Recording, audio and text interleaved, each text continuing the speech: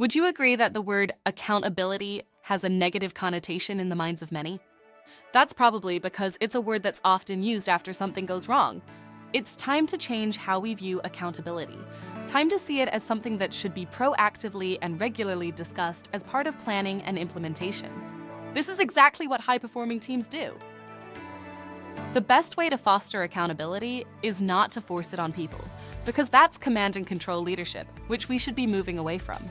It's about creating an environment where individuals feel inspired and empowered to take ownership of their responsibilities. This starts with setting clear expectations, letting people know you trust them, listening to their needs, and providing the tools and support necessary for success. The best place to start is with creating clarity for people. Clearly define what needs to be done with each person, be specific, tie expectations to goals, use simple language, involve the person in every agreement, clarify their role and responsibilities, set measurable standards, provide all the necessary resources, and follow up regularly using one-to-ones. Once clear expectations have been agreed, it's important to trust team members to deliver on their expectations without micromanaging. If individual skills are lacking and trust fades, it's so important to increase communication and engage in conversation. These conversations can seek to understand the challenges or barriers that the person is facing and work through them with a solution-focused approach. One of the biggest misconceptions out there is that fostering accountability requires micromanagement. Genuine accountability involves setting expectations, as we have said, and empowering people to meet them independently.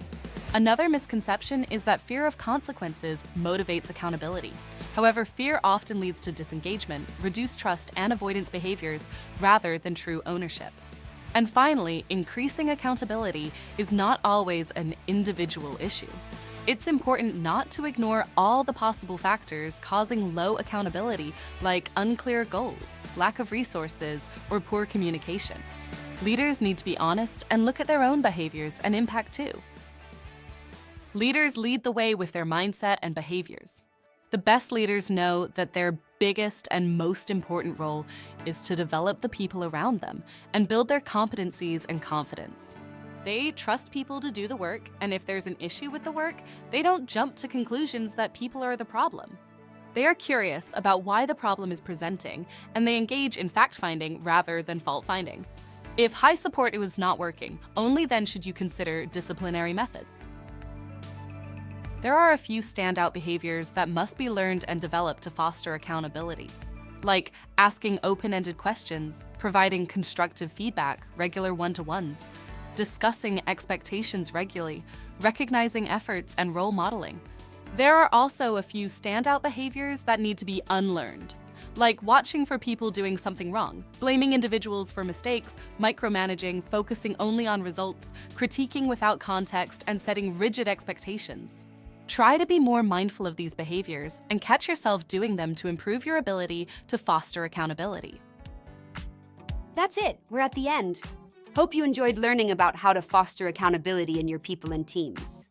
Don't forget to check out all of our other videos on leading self, leading others, and leading the organization.